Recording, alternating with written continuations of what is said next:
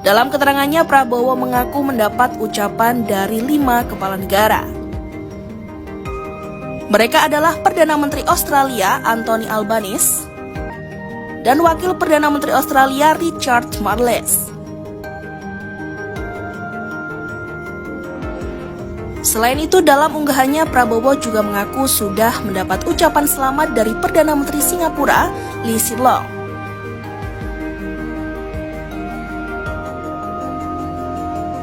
Perdana Menteri Malaysia Anwar Ibrahim kabarnya juga sudah mengucapkan selamat ke Prabowo.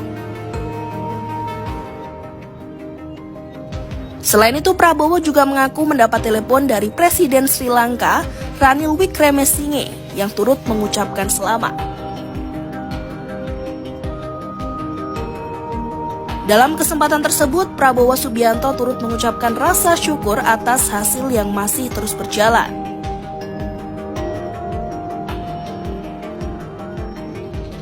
Di sisi lain, ia juga meminta semua pihak untuk mengawal hasil resmi dari Komisi Pemilihan Umum atau KPU.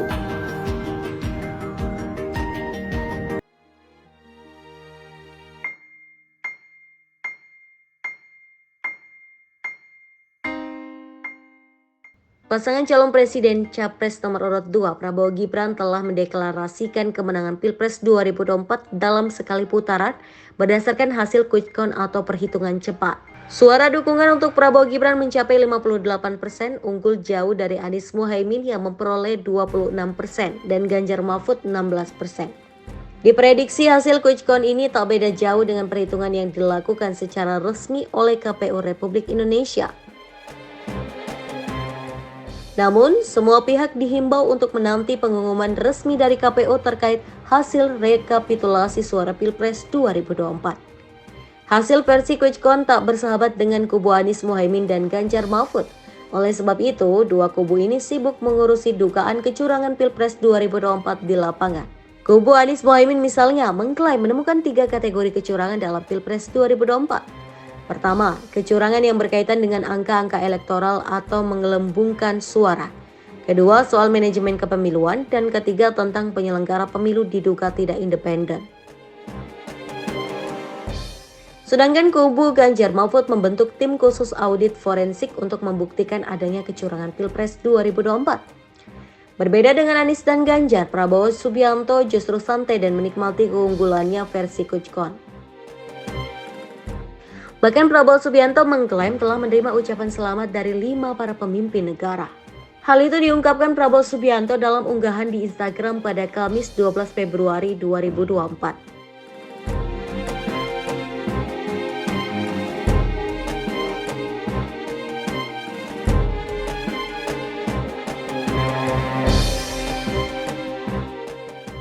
Mereka yang memberi ucapan yakni Perdana Menteri Singapura Lee Hsien Loong, PM Malaysia Anwar Ibrahim, PM Australia Anthony Albanese, dan Presiden Sri Lanka Ranil Wickremesinghe. Ucapan Lee ke Prabowo juga dibeberkan Sekretaris Pers Lee Chang Li pada Kamis.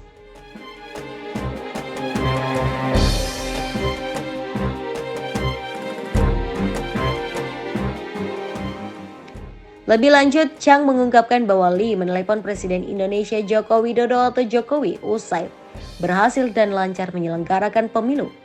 Sementara itu, Albanese membagikan ucapan selamat itu ke Prabowo di akun X.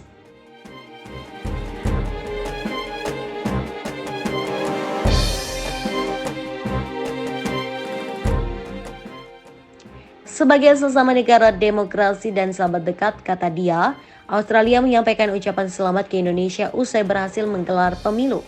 Albanese berharap bisa segera menjalin kerjasama bilateral dengan Indonesia.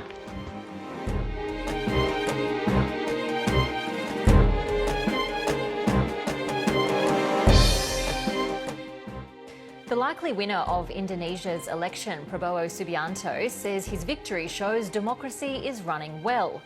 Unofficial results show the 72-year-old secured 58% of the vote, avoiding the need for a runoff. Indonesia correspondent Bill Birtles joins us now from Jakarta. Hi, Bill. It sounds like this victory exceeded expectations. Ruby, absolutely. Prabowo Subianto was in no doubt before this election and the weeks leading up to it that he would win. The polls all said so, but he needed to get 50% to ensure he could do it in one round and avoid a runoff. The polls had him just around that threshold, slightly over, but he won 58%. A huge win because this was a three-candidate race.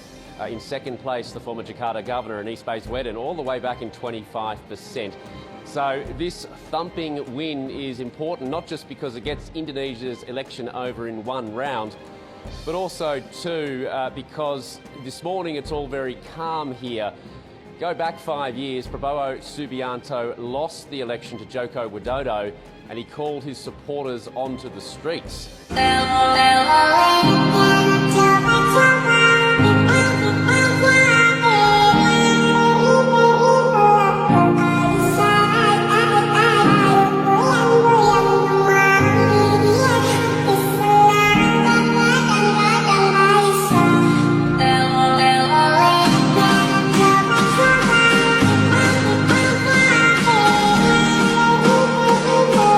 Kepemimpinan Prabowo diakui di dunia internasional.